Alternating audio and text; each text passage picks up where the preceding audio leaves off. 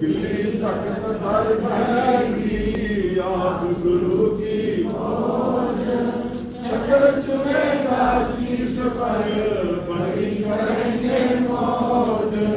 कंधा जाके हाथ में कली सोए सो हमारी रखा करे श्री कली पर जगदीश।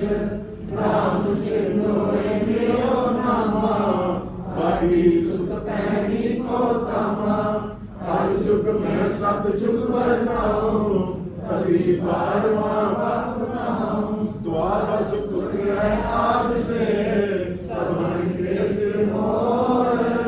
शक्ति अनंती आए हैं आज है नहीं और। वेद लेख फतेह अंत की जीत श्री वाहिगुरु जी का खालसा